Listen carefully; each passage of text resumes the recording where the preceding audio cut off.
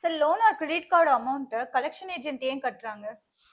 இது வந்து தமிழ்நாட்டில் தலைவிரிச்சு ஆடுற பிரச்சனை இது ஒன்று. அதாவது உங்கள் கிரெடிட் கார்டு, பர்சனல் லோனு இதை வந்து கலெக்ஷன் ஏஜென்சி கட்டிடுவான். ஏன் கட்டுறான் நிறைய பேருக்கு தெரியாது. அதே மாதிரி கட்டிட்டு வந்து சார் உங்கள் லோனை கட்டிட்டேன் சார் காசு கொடுங்கன்னு வந்து நிற்பான். இது ஏன்? இது வந்து பார்த்தீங்கன்னா இது கிரெடிட் கார்டில் தான் அதிகமாக நடக்கும். ஏன்னா கிரெடிட் கார்டுங்கிறது ஒரு மாஃபியா மாதிரி. கிரெடிட் கார்டு மாஃபியான்னு நான் ஏற்கனவே ஒரு இது போட்டிருப்பேன், ஒரு பதிவு போட்டிருப்பேன். அதில் பாருங்கள். ஏன்னா கிரெடிட் கார்டை ஒரு பெரிய ஒரு வரப்பிரசாதம்னு சொல்லலாம். ஏன்னா நீங்கள் முழு காசையும் கட்டிட்டுனா அந்த அளவுக்கு அடுத்த மாதம் நீங்கள் வந்து அந்த பணத்தை யூட்டிலைஸ் பண்ணிக்கலாம். இந்த இந்தியாவிலே அதிகமாக இருக்கக்கூடிய இந்த மாஃபியா கும்பல் வந்து உத்தரப்பிரதேஷ் தான் அதிகம். ஏன் இந்த உத்தரப்பிரதேஷ் சொல்கிறேன்னா, இங்கே நிறைய பேருக்கு கிரெடிட் கார்டு வாங்கியிருக்காங்க. ஆனால் அவங்க கார்டை வேற ஒருத்தங்க கட்டி யூஸ் பண்ணுறாங்க. இதுக்குள்ளே அவங்களுக்கு டைம் கிடைக்குது. ஒரு மாதம் டைம். இந்த ஒரு மாதத்துக்குள்ள ஒரு 2,00,000 ரூபாய் பணத்தை நீங்கள் இந்த மாதம் கட்டிட்டுனா அடுத்த மாதம் எடுத்து யூஸ் பண்ணிக்கலாம். ஸோ உங்களுக்கு அட்வான்ஸாகவே ஒரு மாதம் பணம் கிடைக்குது. ஒரு மாதம் கழிச்சு தான் அந்த பணத்தை கட்ட போகிறீங்க. அதனால உங்களுக்கு அந்த மாஃபியா அந்த ரொட்டேஷன் வருது. இந்த ஒரு மாதத்துக்கான பேங்க் இன்ட்ரெஸ்ட் ஒன்றுமே கிடையாது. அதுதான் முக்கியமான விஷயம். கரெக்டாக காடை கட்டிங்கன்னா இன்ட்ரெஸ்ட் கிடையாது. ஆனால் அந்த பணத்தை எடுத்து இவங்க இன்ட்ரெஸ்ட் கொடுவாங்க. இப்படிப்பட்ட மாஃபியா கும்பல் ஆல்ரெடி போயிட்டு இருக்கு. இரண்டாவது விஷயம் என்ன கட்டிட்டீங்கன்னா, லோனுக்கும் சேர்த்து கட்டுறாங்கன்னா அதுக்கு பேர் மணி ரொட்டேஷன் டீல் அப்படின்னு அர்த்தம். இந்த மணி ரொட்டேஷன் டீல் அப்படின்னா என்ன அர்த்தம்னா, ஒரு collection agency third party agent ஒரு கலெக்ஷன் எடுக்கிறான். இவனுக்கு எப்படி அக்ரிமெண்ட் இருக்கும்னா, உதாரணத்துக்கு ஐசிஐசி எடுத்துங்க. ஐசிஐசிஐ தேர்ட் பார்ட்டிக்கு ஒரு கலெக்ஷன் ஏஜென்ட்டுக்கு காசு தரான். அதாவது கேஸ் தரான். அந்த கேஸ் கொடுக்கும்போது ஒரு லம்பா ஒரு கேஸ் கொடுப்பான். இதில் எப்படி அவங்க வந்து பேமெண்ட் வரும்னா, மொத்த கேஸையும் பணத்தை வசூல் பண்ணி கொடுத்துட்டா அவனுக்கு 30%. இல்லைங்க அதில் வந்து ஒரு 75% கரெக்டாக கட்டிட்டாங்க. அதுக்கு வரைக்கும் கட்டிட்டாங்கன்னாக்கா 30 அல்லது 25%. அதாவது கலெக்ஷன் பண்ண அமௌண்ட்டில் ஒரு வேளை 50% தான் கலெக்ட் பண்ணியிருக்காங்கன்னா 10%. ஸோ இப்படி தான் உங்களுக்கு வந்து அந்த டார்கெட் இருக்கும். உதாரணத்துக்கு ஒருத்தர் இன்னும் ஒரு 5 அக்கௌண்ட் தான் பணம் கட்ட வேண்டியிருக்கு. அதை கட்டிட்டேன்னா 30% பணம் வரும். அது ஒரு பெரிய அமௌண்ட்டாக வரணும். ஆனால் அவங்க கட்ட வேண்டியது என்ன பார்த்தீங்கன்னாக்கா ஒரு 10,000, 20,000, 30,000 ஒரு 60,000 தான் கட்ட வேண்டியிருக்கும். கண்டிப்பாக அவங்க கட்ட போகிறது இல்லை. யாரும் நம்ம லோன் டிஃபால்ட்டர் கட்ட போகிறது கிடையாது. அந்த கலெக்ஷன் ஏஜென்ட் யார் வச்சு நடத்துகிறாங்களோ அந்த தேர்ட் பார்ட்டியை அவன் கட்டிடுவான். ஏன்னா கட்டிட்டான்னா அவனுக்கு 30% டோட்டல் அமௌண்ட் வந்து டோட்டல் கலெக்ஷன் பண்ணி கொடுத்தா மட்டும் 30% வரும். ஆனால் அதை கட்டாம விட்டான்னா வெறும் 20% தான் வரும். ஸோ அவனுக்கு லேக்ஸில் இழப்பீடு வந்துடும். அதனால தான் தவிர்க்க முடியாத அந்த காரணத்தினால அந்த பணத்தை இவனே கட்டிடுவான். கிளைண்ட் கிட்ட நல்ல பேர் வாங்கிப்பான். சார் நீ கஷ்டப்படுறீங்க தெரியும், உங்க பணத்தை நான் கட்டிட்டேன், தயவுசெய்து அடுத்த மாதம் கொடுத்துருங்க. நிறைய பேர் கொடுத்துருவாங்க. சரி நம்ம பணத்தை ஒருத்தர் கட்டியிருக்காரு, ஸ்க்ரீன்ஷாட்லாம் வச்சிருப்பான். இதில் என்ன ஒரு பிரச்சனைனா, நீங்கள் லோனு குறிப்பிட்டால் தான் கொடுப்பாங்க பேங்க். ஆனால் யார் வேணாலும் பணம் கட்டலாம். எந்த ஊர்லேருந்து வேணாலும் வந்து உங்களுக்கு ஆன்லைனில் பணம் கட்ட கேட்க மாட்டாங்க. நீங்கள் ஏன் பணம் கட்டின்னு கேட்க மாட்டாங்க. பணம் வந்தால் போது உள்ளே போட்டு தூக்கி. அதனால தான் இந்த மணி ரொட்டேஷன் டீல் இன்னைக்கு அதிகமாக இருக்கு.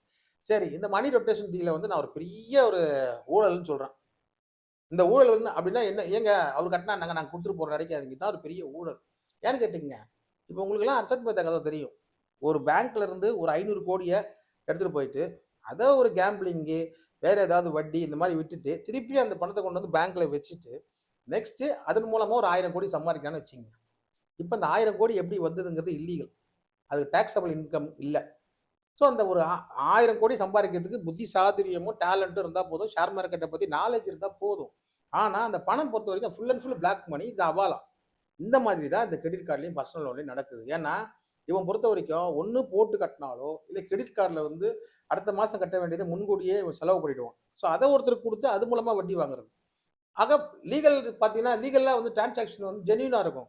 இன்சைடு பார்த்தீங்கன்னாக்கா பக்கா சீட்டிங், மோசடி, conservation of foreign exchange and prevention of smuggling act, COFEPOSA இதெல்லாம் கலந்து வர்ற மாதிரி வரும். அதனால எப்போவுமே உங்கள் பணத்தை வந்து ஒருத்தர் கட்டிட்டான்னா நீங்கள் என்ன நினைக்கணும்னா உடனடியாக அந்த பேங்க்குக்கு நீங்கள் மெயில் போட்டுருணும். இல்லைன்னா ஒரு அட்வொகேட் வச்சு மெயில் அனுப்பிடணும். இது ஃபியூச்சரில் உங்களுக்கு ஒரு ப்ராப்ளம் வரும். இந்த பணம் வந்து இல்லீகலாக டிரான்சாக்ஷன் ஆச்சு பெரிய லெவலில் இருந்ததுனாக்கா உங்கள் பேர் அடிப்படும். அதனால் எந்த ஒரு கலெக்ஷன் ஏஜென்ட்டோ உங்கள் பணத்தை கட்டிட்டாரு அப்படின்னாக்கா அது அதோட பின்பாகத்தில் வந்து பெரிய ஒரு ஊழல் இல்லைன்னா ஒரு பணத்துக்காகத்தான் அந்த செயலை செஞ்சுருப்பாங்க. ஒன்று நீங்கள் இப்படி தான் பண்ணணும். நீ கட்டிட்டு ஒரு வேளை ரெசிட் எடுத்து வந்தாக்கா, சார் இதுக்கு எனக்கு சம்மந்தம் இல்லை, உங்களை நான் கட்ட சொல்லலை, நான் டோட்டலாகவே டிஃபால்டர் ஆகிட்டேன், இது கட்டினால எனக்கு எந்த பிரயோஜனமும் இல்லை, இந்த ஒரு லோனை மட்டும் கட்டிட்டாலும் மற்ற லோனை என்ன கட்ட முடியாது. ஸோ டிஃபால்ட் ஆனது தான்.